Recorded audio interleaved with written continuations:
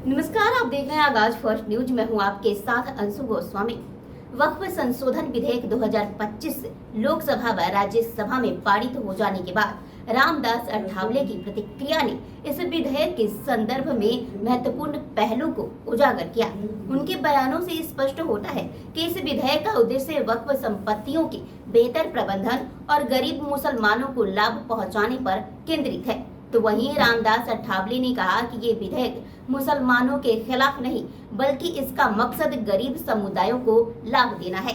तो वहीं पीएम नरेंद्र मोदी के धर्मनिरपेक्ष रुख को भी ये उजागर करते हुए दर्शाती है कि सरकार इस विधेयक को धार्मिक दृष्टिकोण से नहीं, बल्कि इसे प्रशासनिक सुधार के रूप में लागू कर रही है।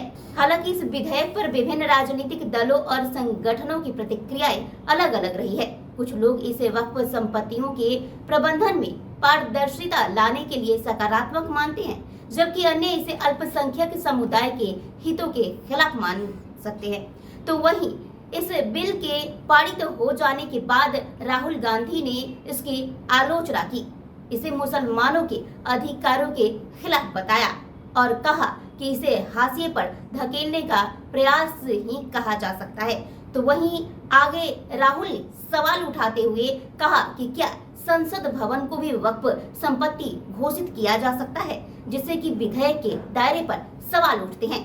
तो वहीं बात करें वक्फ संशोधन विधेयक 2025 के पारित हो जाने के साथ ही जिस तरीके से किरण रिजिजू जी ने अपनी प्रतिक्रिया और बयानों से स्पष्ट किया कि सरकार की स्थिति स्पष्ट रूप से दिख रही है। उनके वक्तव्य से यह स्पष्ट होता है कि सरकार इस विधेयक को पारदर्शिता और प्रशासनिक सुधार के रूप में देख रही है, न किसी समुदाय को नुकसान पहुंचाने के इरादे से।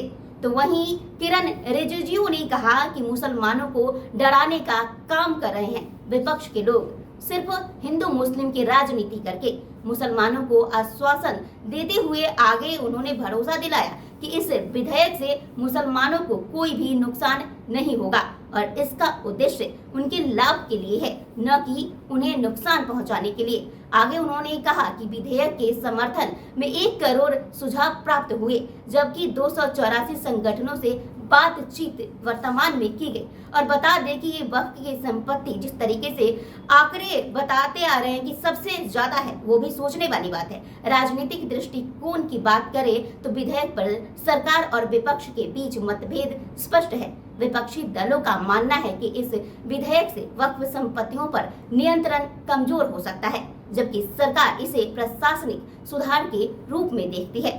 इस खबर को लेकर आपकी क्या प्रतिक्रिया है?